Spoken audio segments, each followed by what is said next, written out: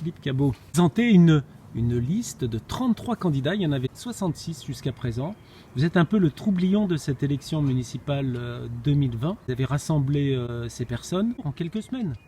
Oui, c'est exact, c'est le troublion si vous voulez, mais je me retrouve en plus entre les deux au niveau de la numérotation des listes, oui. À savoir entre M. Tranier et M. Orsibal. Donc c'est très bien, ça permet aux Villefranchois d'avoir un troisième choix, oui. Un choix apolitique, un choix totalement différent de ce qu'ils avaient imaginé jusqu'alors. C'est clair, ça a fait la surprise et je suis très content, fier pour mon équipe et fier pour les Villefranchois. À eux maintenant. Et qu'est-ce qui fait qu'ils vont voter pour vous ? Oh, la différence déjà. Disons qu'on est différents. Il y a certains points élémentaires sur lesquels nous sommes tous réunis, bien sûr, à savoir la Bastide, les problèmes d'insécurité, les problèmes de vie ensemble.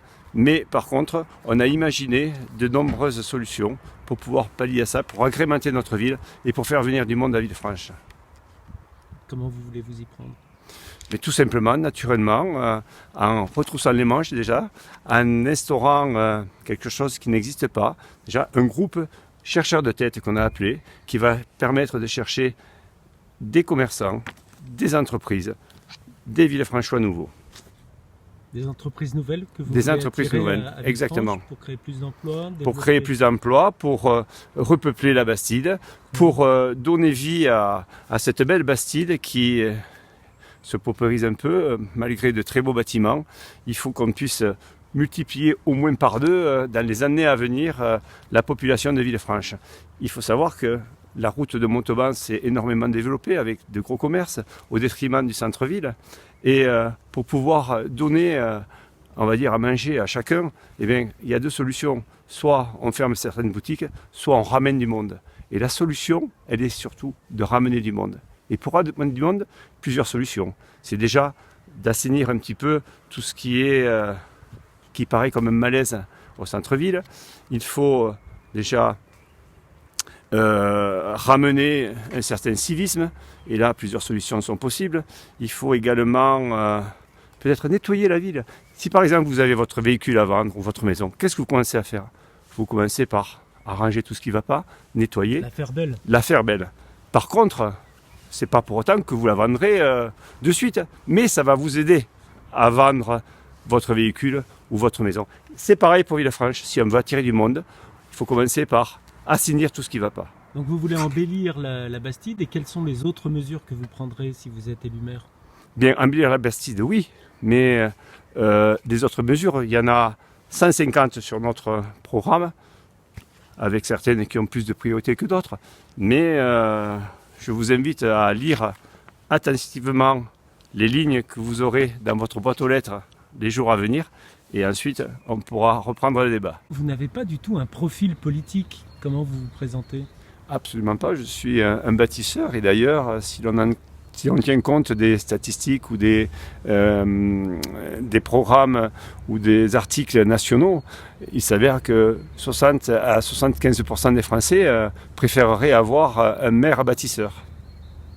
Plutôt qu'un homme politique traditionnel. Plutôt qu'un homme politique traditionnel. Je pense qu'un homme bâtisseur, un homme politique bâtisseur, ou un homme bâtisseur tout simplement, peut aller directement régler certains problèmes sans passer par toute une hiérarchie ou toute une paperasserie. Alors, qu'est-ce que vous avez bâti dans votre vie ? J'ai bâti plusieurs bâtiments, et notamment 3 centres médicaux. Un sur la commune d'Aunay-le-Château, un sur Decazeville. D'ailleurs, à Decazeville, depuis une quarantaine d'années, un seul bâtiment s'est fait, et c'est celui qui se présente à côté de l'église du centre de Decazeville, et qui regroupe justement un centre médical. Ensuite, j'en ai également réalisé un sur la commune de Druel, alors qu'à ce moment-là, il n'y avait aucune maison, il n'y avait pas d'école, il n'y avait rien. C'était les premiers bâtiments sur le bord de la route qui ont fait office de centre médical avec un commerce à l'époque. Ça remonte il y a 30 ans déjà.